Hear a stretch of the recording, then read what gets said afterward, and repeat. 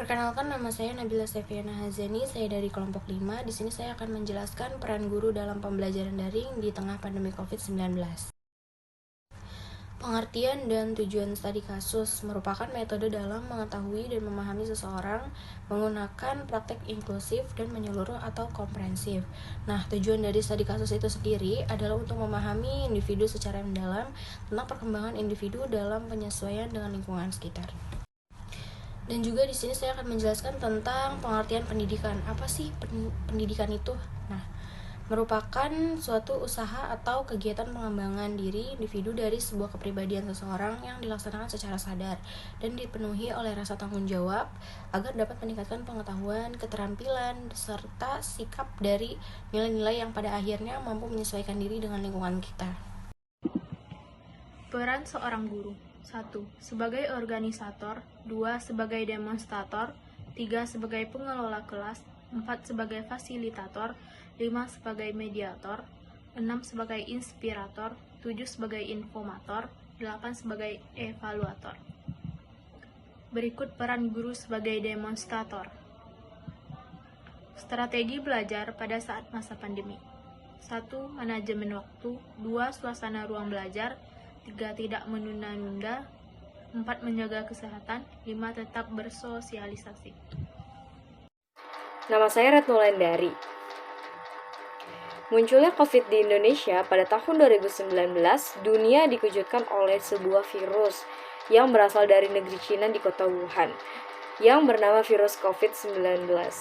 Munculnya virus tersebut yang juga dapat kita sebut dengan virus corona yang sedang terjadi membuat gempar seluruh dunia karena suatu wabah penyakit atau virus yang sangat dirasakan oleh seluruh dunia hingga membuat kerisauan sampai pada saat ini. Dampak dari pandemi COVID-19 menyebabkan berbagai kebijakan untuk memutus mata rantai penyebaran virus COVID di Indonesia.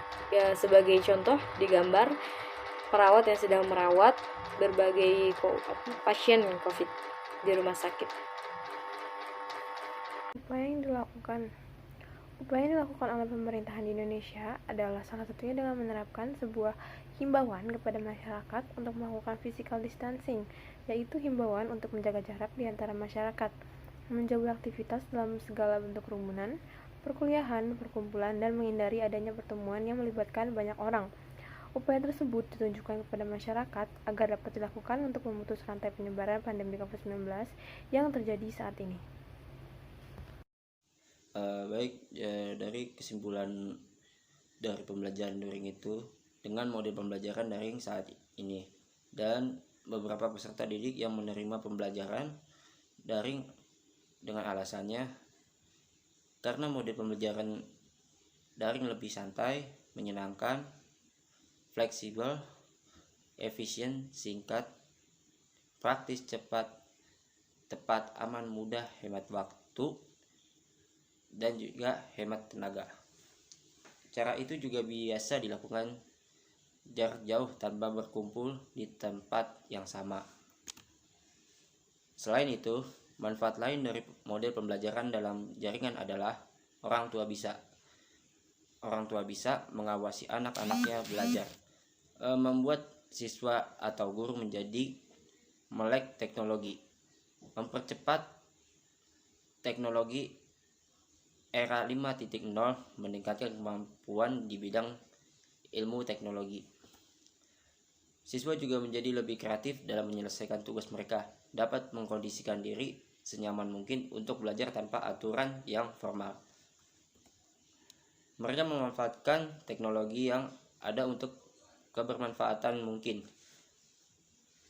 yang merupakan salah satu inovasi yang bagus dan perlu untuk ditingkatkan dalam proses digital, mengingat perlu dikuasainya sistem informasi teknologi dalam mengembangkan ilmu pengetahuan pada era 5.0 yang serba canggih ini.